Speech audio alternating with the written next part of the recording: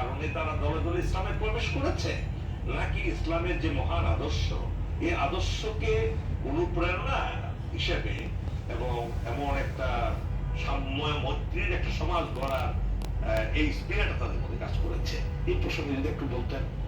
ইসলাম প্রচার প্রসারের ক্ষেত্রে বিভিন্ন অঞ্চলে বিভিন্নভাবে হয়েছে। বাংলা ভারত অঞ্চলে একভাবে হয়েছে, আপনি যেটা বললেন সাউথ ইস্ট এশিয়া মানে ইন্দোনেশিয়া মালয়েশিয়া অঞ্চলে একভাবে, চীন অঞ্চলে একভাবে, ইউরোপীয় অঞ্চলে ভিন্নভাবে, আফ্রিকা অঞ্চলে ভিন্নভাবে। মহান ইসলামের আমলে যে ইসলামের উত্থান হয়েছে সেখান থেকে যদি আমরা ধরি, পরবর্তী সময়ে যে ইসলামের স্পিরিট মহানবীর আমলে জাজিরাতুল আরব, এর পরবর্তী সময়ে খোলাফায়ে রাশেদুনের আমলে প্রথম খলিফা, দ্বিতীয় খলিফার আমলে তো বিজয়ের যুগ, আফ্রিকা অঞ্চল, আবার এদিকে পারস্যের সাসানীয় সাম্রাজ্য, হযরত ওসমান রাদিয়াল্লাহু তাআলা আরেকটা অধ্যায়, হযরত আলীর সময়কালে আরেক অধ্যায়। এর পরবর্তী সময় উমাইয়া আমলটা হচ্ছে বিজয়ের একটা বিশাল বিশাল এরিয়া বিজয় হয়েছে পূর্ব পশ্চিম। আমরা দেখবেন যে উমাইয়া আমলটা হচ্ছে বিজয়ের যুগ, আব্বাসী আমলটা হচ্ছে জ্ঞান বিজ্ঞান প্রচার। একটা সময়কালে আব্বাসী আমলে বাগদাদ হচ্ছে পৃথিবীর মধ্যে সবচেয়ে জ্ঞানের আহার, জ্ঞানের বাইতুল হিকমা আর লার্জেস্ট লাইব্রেরি আল-মামুন যেটা প্রতিষ্ঠাতা, যেটা আলাকু খান বলে সমসাময়িক কালে তার আগে পিছিয়ে দেখবেন পৃথিবীতে আরো দুইটা জায়গা আছে, দুইটি মুসলমানদের। জি না, আপনি ইউরোপের কথা যদি ইউরোপের দিকে আপনি যদি যান, ইউরোপীয় অঞ্চলে মুসলমানরা যখন গেছে বা কাছাকাছি গেছে, এটা যদি বলেন স্পেন অথবা স্পেন থেকে ফ্রান্সের সীমান্ত পর্যন্ত যাওয়া এবং 711-12 পর থেকে 1492 সাল পর্যন্ত স্পেন আইবেরিয়ান উপদ্বীপ শাসন, যেটা বলা যেতে পারে ইউরোপে মুসলমানরা এই যে উত্তর আফ্রিকা অঞ্চল থেকে ওখানে গেছে এবং সেটি উমাইয়া আমলে। আবার ইউরোপের অন্য দিক দিয়ে যেমন অটোমান তুর্কিদের ওসমানীয় সালতানাত, যদিও খেলাফত আমরা বলি, খেলাফত তাদের অধীনে ছিল, এই দিক দিয়ে ইউরোপীয় অঞ্চলে, বলকান অঞ্চলে, ভিয়েনা পর্যন্ত অবরোধ হয়েছে, দুইবারও ভিন্ন কারণে জয় হয়নি। রোমান সাম্রাজ্যের রোমান সাম্রাজ্যের পতন ঘটেছে, কনস্টান্টিনোপল জয় করেছে, ইস্তাম্বুলের সৃষ্টি হয়েছে। এই যে ইসলাম গেছে, এই ইসলামের যে মূল স্পিরিট বাণী, মহান ইসলাম যে ইসলাম শিখে, এই স্পিরিটের ধারণাই তো এবার ইসলামের স্পিরিট আছে। এই যে ব্যাটল অফ ইয়ারমুক, ব্যাটল অফ ইয়ারমুক তো ইসলামের ইতিহাসে একটা সবচেয়ে ল্যান্ডমার্ক একটা যুদ্ধ। সেখানে তারা গিয়ে থেমে গেল কেন? একটা পর্যায়ে গিয়ে আর অগ্রসর হলেন না কেন? এটার ব্যাপারে কি একটু আমাকে জানাবেন? এইটা আছে একটা ন্যাচারাল কারণ আছে। ন্যাচারাল কারণ আসলে ন্যাচারাল কারণ আর অন্য কোনো আরো কিছু কারণ আছে, তার মধ্যে একটা গুরুত্বপূর্ণ, আমি ওইটার সহ যদি আরেকটু এক লাইনে বলি, সেটা হচ্ছে আরবরা তুর্কিতে জয় করতে পারেনি, কিন্তু তুর্কিরা আরবদের জয় করেছে। তুর্কিরা আরবদেরকে জয় করেছে, কারেক্ট? যে কারণ এই যে তুরস্ক বা আধুনিক তুরস্ক, এই অঞ্চলের মধ্যে আরবদের মধ্যে যে ন্যাচারাল বাউন্ডারি, আরবরা অতিক্রম করে যেতে পারেনি। মধ্য এশিয়াতে আসছে, সেন্ট্রাল এশিয়াতে আসছে, কিন্তু অটোমান সাম্রাজ্যের যে মূল জায়গা, এখানে কিন্তু আরবরা জয় করতে পারেনি। আচ্ছা আচ্ছা, এটাকে যদি আপনি এইভাবে আমরা বলি যে আরবরা তুর্কিতে জয় করতে পারে, কিন্তু তুর্কি আরবদের জয় করেছে, মক্কা মদিনায় শাসন করেছে তুর্কিরা। ওকে, জি, আচ্ছা। আর আরো একটা ব্যাখ্যা আছে, যদি আমার কথা হলো যে যে ইউরোপ সেই সময় তো তাদের সেই শক্তিমত্তা ছিল, সেই তাদের সৈনিকদের সংখ্যা অনেক বেশি ছিল, বিপ্লবী বলি আমরা, মুজাহিদ বলি, যুদ্ধের একটা বিশাল প্রবণতা ছিল। আপনার পুরো ইউরোপীয় জয় করতে পারতেন সেই সময় তারা। হ্যাঁ, পারতেন। এটা করার করলো না। টুলসের যুদ্ধ সম্পর্কে যদি আপনার ধারণা থাকে, যেটা একটা সময় হয়েছিল ফ্রান্সের সীমান্তে, যেখানে একটা ভিন্ন কারণে স্পেনের মুসলমানরা যুদ্ধে হেরে গেলেন। আচ্ছা, এই যুদ্ধে যদি জয়লাভ করতো তাহলে ফ্রান্স দখল করা মুসলমানদের জন্য খুব ইজি ছিল। রাইট। কিন্তু হয় হয়নি। বাস্তবে হয়, কিন্তু ইউরোপের অন্য জায়গাতে সব গুরুত্বপূর্ণ জায়গায় মুসলমানরা জয় করেছে। আলবেনিয়া এবং মুসলমানদের যখন বিজয়ের যুগ, জি। এই সময়টাকে যদি আমরা বলি ইসলামের ইতিহাসের স্বর্ণযুগ, স্বর্ণযুগ। তখন তো ইউরোপ হচ্ছে মধ্যযুগের নিচে মধ্যযুগ অথবা আরো পিছনে বারবারিয়ান যুগ। Right. রোমান সাম্রাজ্যের ইতিহাস দেখেন অথবা অস্ট্রো এশিয়ান সাম্রাজ্যের ইতিহাস দেখেন, তখন দেখবেন আব্বাসী যুগের এই আমল মানে হচ্ছে মুসলমানদের স্বর্ণ। প্রফেসর আতর, আপনি তো ইউরোপের কথা বললেন, ওই সব ওয়েস্টের জন্য বলেন। আমরা যদি আমাদের এই মহাদেশে আসি, আমরা যদি সেই সিন্ধু বিজয়ে যে ঘটনাটা যেটা করতেন 711 বর্ষ। হ্যাঁ আকাশী যে বিজয় করলেন, ওনার তো অনেকে বলে যে তলোয়ারের মাধ্যমে ইসলাম প্রচার হয়েছে। আদৌ কি সেটা সত্য? তিনি কি তলোয়ারের মাধ্যমে সিন্ধু বিজয় করেছেন এবং মানুষকে বাধ্য করেছেন ইসলাম গ্রহণ এই ধরনের একটি উদাহরণ, হ্যাঁ এই ধরনের একটি কিন্তু এটা তো প্রচার আছে, প্রচার আছে, প্রচারে প্রসার আছে। এই কারণে তো আপনি যদি ঘটনাটা বলতে 3 অধ্যায় যদি আমরা ধরি, ভারতীয় মোহাম্মদ বিন কাসিমের অবদানটা কি? একটা তারা আমলেই ইসলামের আগমন ভারতে হয়েছে। ভারত হয়েছে, হ্যাঁ। সেখান থেকে চীন পর্যন্ত মুসলমান গেছে। হ্যাঁ। প্রথম যদি বলি রাজনৈতিক ভাবে তো বিজয়ের মধ্যে পূর্বাঞ্চলের শাসক হাজ্জাজ বিন ইউসুফের প্রতিনিধি হিসাবে মোহাম্মদ বিন কাসিম সিন্ধু অঞ্চল জয় করলেন। ওই একটা ঘটনা, একটা মহিলা একজনকে করা এটা হয়েছে। একটা আছে। এটার পরে তাদের শাসন নানা কারণে 4 বছর বেশি ছিল না, ছিল না, হ্যাঁ। 711 থেকে 715 Right. শেষ হয়ে গেল। এর পরবর্তী সময়ে যখন 1193 সালে তলায়নের যুদ্ধ দিয়ে মোহাম্মদ ঘুরি, মোহাম্মদ বিন শামস, কুতুবউদ্দিন আইবে, জি। এটার মাধ্যমে যে ভারতের সালতানাত যুগের সূচনা হচ্ছে, এটা তো বৃদ্ধি অনেকটা হচ্ছে। জি, জি, জি। এর পরবর্তী সময়ে সালতানাত যুগের দীর্ঘ সময় কয়েকটি রাজবংশ ভারত শাসন করছে। এরপরে তো মোগলরা, মোগলরা আসলো মোগলদের আমলে বাংলাদেশ 1575 খ্রিস্টাব্দে মোগল আসলো। জি। 1526। 1526 তো এই যে কয়েকটি বংশ, জি। আপনার কুতুবউদ্দিন আইবেক থেকে শুরু করে সুলতানি আমলে কয়েকটা বংশ, জি।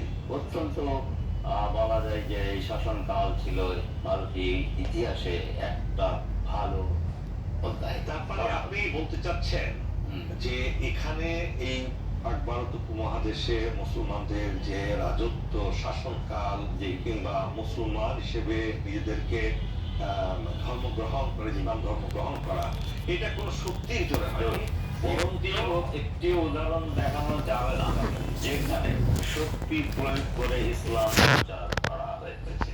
সেটা মোহাম্মদ বিন কাসিমের আমলি বলেন, মোহাম্মদ ঘুরি, মোহাম্মদ বিন শাম, কুতুবউদ্দিন আইবেক, পরবর্তীকালে আলাউদ্দিন খলজি, মোহাম্মদ বিন তুগলুক থেকে কোনো উদাহরণ নেই। আরেকটা জিনিস আপনার কাছে জানতে চাই প্রফেসর তাউর, এটা হলো হযরত শাহজালাল রহমতুল্লাহ আলাইহি, যেটা আমরা 360 আউলিয়া একটা দেশ আমরা সিলেটকে বলি, এবং আমরা যখন তার মাজারে দেখি যে এখনো তরবারি আছে, এখনো তরবারি আছে, এবং তিনি যুদ্ধের পোশাক পরে তিনি তার সকল অ্যাসোসিয়েট নিয়ে এসেছিলেন। কিন্তু এই যে তার এই যুদ্ধ এবং ইসলামের যে একটা মানে রাষ্ট্রীয় দিক আছে, এটাকে আবার কিছু লোক তো এটাও প্রচার করেছে যে না, ইসলাম এই সাথে কোনো সম্পর্ক নাই, ইসলামের কোনো সম্পর্ক নাই, ইসলাম রাষ্ট্র পরিচালনার জন্য কোনো আদর্শ নয়, হ্যাঁ, এখানে ইসলাম শুধু নামাজ, রোজা, হজ, যাকাত এটার মধ্যে সীমাবদ্ধ থাকবে। এটা কিন্তু দীর্ঘদিন যাবত আমরা দেখে এসেছি। এটা হলো কেন, এরকম হলো কেন? এগুলো পারসেপশনের বিষয়। পারসেপশন, এই পারসেপশন কেন কানে এসেছিলেন তিনি, দিয়েছে কিভাবে এসেছিলেন, কেন এসেছিলেন, এখানে কি করলেন, রাজা গৌড় গোবিন্দের সাথে তার বিরোধ কেন হলো, এবং তিনি এখানে মানে এটা একটা বড় কারণ থেকে এসছেন, এবং এই যে মুসলমানদের জীবন ইতিহাসের যে একটা স্পিরিট, এটা যেখানে বাধাগ্রস্ত হয়েছে সেই জায়গায় ওনারা বিজয় পেয়েছে। এটা অনেক ব্যাখ্যা দেওয়া যেতে পারে। এবং তিনি যে উদ্দেশ্যে এসেছিলেন, যা কাজ করেছিলেন, যেভাবে তিনি জীবন ধারণ করেছিলেন, যা শিক্ষা দিয়েছিলেন, তা থেকে এই সময় পর্যন্ত দেখবেন অনেক পরিবর্তন। নানান কারণে হয়েছে।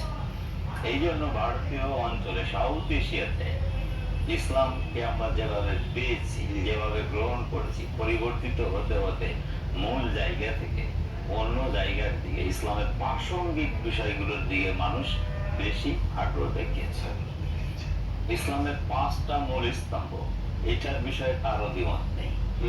ইসলামের কেউ কখনো বলে না যে 5 ওয়াক্ত নামাজের জায়গায় 6 ওয়াক্ত বা 4 ওয়াক্ত। সবাই একই ঈমান, সালাত, সিয়াম, হজ, যাকাত।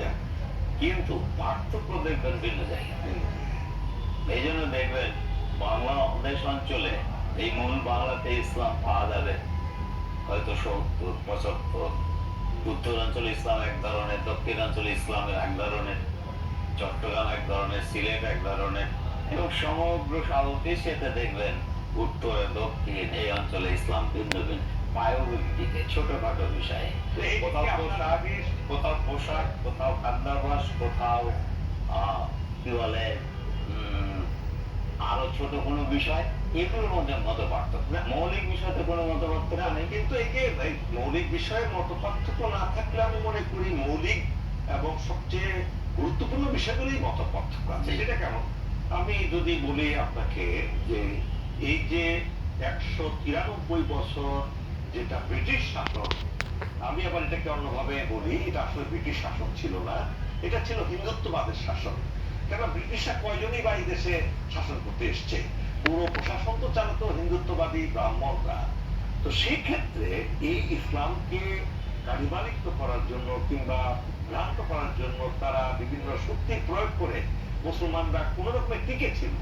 যে যেভাবে পেরেছে সেভাবে টিকেছে, কেউ নামাজ পড়ে টিকেছে, কেউ রাজনীতি করে টিকেছে, যেখানে যেভাবে পেরেছে। এটা কি এর মূল কারণ নয়? যে তার মানে এটা তো মুসলমানদের দোষ না, সেই সময় বিপদে পড়ে তারা বিভিন্ন পন্থা অবলম্বন করতে বাধ্য হয়েছে।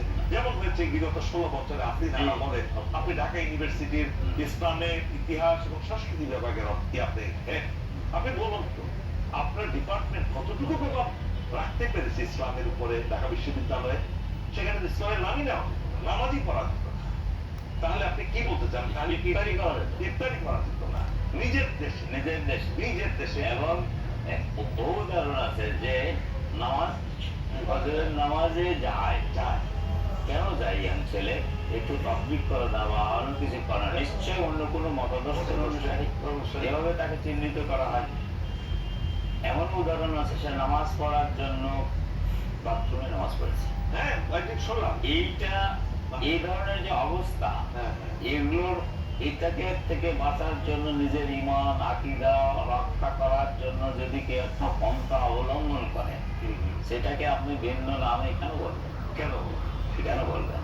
কিন্তু এটি আমাদের ভারতীয় এই অঞ্চলে সাউথ এশিয়াতে এটা খুবই প্রকট, এবং এটা তো হিন্দুত্ববাদের প্রভাবের কারণেই হয়ে যায়। এটা তো তারা হিন্দুত্ববাদ এবং লেফটিস্ট যারা ইসলামকে টলারেট করতে পারে না, তাদের কাছে অন্য ধর্মপ্রিয়, কিন্তু ইসলামটা নামে মুসলমান, তাদের কাছে ইসলামটা কি। এবং ঢাকাতে ঢাকা বিশ্ববিদ্যালয়ে এগুলো খুবই প্রকট। কেননা ঢাকা বিশ্ববিদ্যালয়ের প্রতিষ্ঠা লগ্নের পর থেকেই, বিশেষ করে আপনার যখন পাকিস্তান কায়েম হলো সেই সময় থেকে ইন্ডিয়ান হেজিমনি ঢাকা বিশ্ববিদ্যালয়, বিশেষ করে মুসলিম নেতাদের ছেলে মেয়েদেরকে টার্গেট করে তারা ছাত্র ইউনিয়নে কনভার্ট করে ইসলাম বিদ্বেষী তৈরি করে দিল। আস্তে আস্তে তারাই প্রভাব। আপনাদের ডিপার্টমেন্ট কি কোন সমস্যায় ফেস করেছিল 16 বছরে? অনেক সমস্যা ফেস করেছে। আপনার ডিপার্টমেন্টে কি অনেক ধরনের সমস্যায় ফেস করেছে, শিক্ষকরা করেছে, শিক্ষার্থীরা করেছে, হয়েছে। 16 বছরের বা আরো আগেও একটু সমস্যা ছিল। এবং এই বিভাগের প্রতিষ্ঠাতা থেকে শুরু করে পরবর্তীকালে বিভিন্ন ধরনের অবস্থার সম্মুখীন হয়েছে। সিলেবাসের মধ্যে ছিল, পাঠনের মধ্যে ছিল, এবং বিভাগ অনেক কিছুর মধ্যে সীমাবদ্ধ ছিল। একটা সময় এগুলো পরিবর্তন ঘটেছে। দেশ স্বাধীন বা 71-এর পরবর্তীকালে এক ধরনের পরিবর্তন ঘটেছে, দশকে দশকে পরিবর্তন ঘটেছে। এবং বিগত 34শে জুলাই বলি, ছাত্র গণ অভ্যুত্থান বলি, অথবা বর্ষা বিপ্লব বলি, যেটাকে যে নামই বলি না কেন, যেটার কেন্দ্র ছিল ঢাকা বিশ্ববিদ্যালয়ের তরুণ ছাত্ররা, যেটাকে আমরা জেএনজি বলি, এরা যদি এই পরিবর্তন না আনতো, রক্তদান না করতো, আমরা তো যেই একটা আবদ্ধ ঘরের বা একটা সীমাবদ্ধ পরিসরে আমরা ছিলাম, যেখানে আমাদের সব ক্ষেত্রে স্বাধীনতা সীমিত ছিল। সেই তো স্বাধীনতা ছিল। সে অনেক ক্ষেত্রে ছিলই না, স্বাধীনভাবে কথা বলা যায় না, প্রফেট সাল্লাল্লাহু জীবন ইতিহাস নিয়ে আলোচনা করা যায় না, শুধু তাই না, এবং সত্য কথাটা বলতে গেলে অনেকভাবে চিন্তা করে বলতে হয়। এরকম একটা অবস্থার যে পরিবর্তন ঘটেছে, এগুলোর মাধ্যমে এখন বলা যায় আল্লাহ তাআলার একটা বিশেষ এই জন্য আমার বিভাগ ইসলামের ইতিহাস ও সংস্কৃতি বিভাগ, ইসলাম ইতিহাস সংস্কৃতি, যেগুলোকে আমাদের সিলেবাসের মধ্যে আছে, কিন্তু পাঠকক্ষে যে ঠিকভাবে বলতে পারতাম না, এখন বলা যেতে পারে সব ক্ষেত্রে অন্তত স্বাধীনভাবে বলা যায়। ইসলামের সব দিক দিয়ে ইসলামের মূল যে শিক্ষাগুলো, এগুলো যদি আমরা শিক্ষার্থীদেরকে বলতে পারি, পঠন পাঠ ইতিহাসের মধ্যে দিয়ে বলতে পারি, তাহলে একটা জিনিস, আপনি যত ডিপার্টমেন্ট আছে ঢাকা বিশ্ববিদ্যালয়ের, আপনি কি মনে করেন না সকল ডিপার্টমেন্টে এই ইসলামের ইতিহাসটাকে একটু সবাই জানা উচিত? গৌরবের ইতিহাস অবশ্যই জানা উচিত। সেই এত কালো যায় একটা আদর্শ, এটিকে তো আমরা সমাজ বিজ্ঞানের মাধ্যমে জানতে পারি, ইতিহাসের মাধ্যমে জানতে পারি, অ্যারাবিক, ফার্সি অথবা ইকোনমিক্সের মাধ্যমে জানতে পারি, রাষ্ট্রবিজ্ঞান ফিলোসফির মাধ্যমে জানতে পারি। ইসলামের ইতিহাসে কত বিখ্যাত ফিলোসফার আছে, শুধু সক্রেটিস প্লেটো কেন, এই ধরনের দার্শনিক তো ইসলামের ইতিহাসে আছে। তাহলে সব জায়গাতে ইসলামের আপনি বলেন যে আব্বাসীয় আমলে জ্ঞান বিজ্ঞানের বিশাল প্রসার, এই জন্য আপনি বলেন মানবতাবাদ, নারীর অধিকার, কিংবা দাসীদের অধিকার, সামগ্রিক বিষয়ে সমাজের প্রত্যেকটা বিষয়ে প্রত্যেকটা সাবজেক্টে ইসলামের বাণীকে তুলে ধরা যায়। শুধু ইসলামিস্টই করবে কেন, শুধু আরবি করবে কেন, স্টাডিজ করবে কেন, সবাই করবে। আপনি কি ইসলামকে কি সাধারণ একটা ধর্ম হিসেবে ভাবেন, না এটা একটা জীবন বিধান? ইসলাম একটা পূর্ণাঙ্গ জীবন ব্যবস্থা। এটাকে তুলে ধরতেও যদি আমরা পঠন পাঠনে না, বাস্তবের মাধ্যমে যদি তুলে ধরতে পারি, তাহলে তো আপনাকে দেখে মানুষ অনুসরণ করবে। এই জন্য তো বিখ্যাত আলেম হওয়ার দরকার নেই, অথবা পোশাক দিয়ে ইসলামকে উপস্থাপন করার দরকার নেই। ইসলামের মৌলিক বিষয়কে দিয়ে যদি আপনি আপনার জীবন আচারের মাধ্যমে তুলে ধরতে পারেন, আপনাকে তো অনুকরণ করবে। যেভাবে ভারতের উত্তরাঞ্চলে যত সুফি সাধক আছে, তাদের জীবন আদর্শ, শাহ মুকদুম, শাহজালাল, এরকম বহু ব্যক্তি আছে যাদের জীবন মূল কথা ছেড়ে দিয়ে আনুষঙ্গিক বিষয়কে নিয়ে মানুষ চর্চা করে আসল জিনিস বাদ দিয়ে, যেটা হাজী শরীয়তুল্লাহ ফরাজি আন্দোলন বলে, আগে মূল কাজ করো, এরপরে তারপর মাওলানা মোহাম্মদ দুই ভাই ছিলেন, মোহাম্মদ আলী, ভারতের ইতিহাসে, উত্তর ভারতের ইতিহাসে, বাংলার ইতিহাসে এরকম অনেক ব্যক্তি আছে, আমাদের দেশে অনেক ঐতিহাসিক আছে। আপনার কাছ থেকে আমরা সর্বশেষ জানতে চাচ্ছি, যে আপনি বলেন এটা কালজয়ী আদর্শ, সারা বিশ্বের মানুষের শান্তির জন্য আদর্শ এসছে, এবং এই আদর্শটা সৃষ্টিকর্তার তরফ থেকে এসছে। এই আদর্শ বাংলাদেশের ক্ষেত্রে, বাংলাদেশের প্রেক্ষাপটে আপনি কতটুকু এটা প্রায়োগিক একটা আদর্শ হিসাবে গ্রহণ করবে দেশের জনগণ, এ ব্যাপারে আপনার সর্বশেষ? অবশ্যই গ্রহণ করবে। এদেশের ম্যাক্সিমাম জনগোষ্ঠী ধর্মনিরপেক্ষ, তাদের কাছে যদি ইসলামের মূল বাণী সঠিকভাবে তুলে ধরা যায়, এটা যদি বুঝতে পারে, সেটা অনুকরণ করে, এবং এটির মাধ্যমে আছে আমাদের সার্বিক শান্তি। যদি এটি মানুষ বুঝতে পারে, সাধারণ মানুষ এইটাকে অনুকরণ করে, পালন করে। কিন্তু এখানে তো কেউ বড় নেতা হতে পারে না। ওই এদেশের সমাজকে নিয়ন্ত্রণ করার জন্য বিভিন্ন গোষ্ঠী বিভিন্ন বসে আছে, তারা ইসলামের মূল বিষয়টিকে মানুষের কাছে পৌঁছাতে দেয় না। আর আপনি এইগুলোর মাধ্যমে তাদের কিছু এটাকে বলে তাদের নিজস্ব কিছু স্বার্থ আছে, যার কারণে ইসলামের মূল কথাকে তারা না বলে আনুষঙ্গিক বিষয়কে বেশি প্রাধান্য দেয়, মূল বিষয়কে প্রাধান্য দেয় না। খরচ বাদ দিয়ে সুন্নাত বা নকলের দিকে বেশি প্রাধান্য দেয়, এবং এই প্রাধান্য দিতে যে মানুষকে একটা বিভ্রান্তির মধ্যে ফেলে দেয়। অনেক অনেক ধন্যবাদ প্রফেসর মোহাম্মদ জি, আব্দুর রহমান আপনাকে বিক্কা। ধন্যবাদ, এবং এনটিভির দর্শক যারা আছেন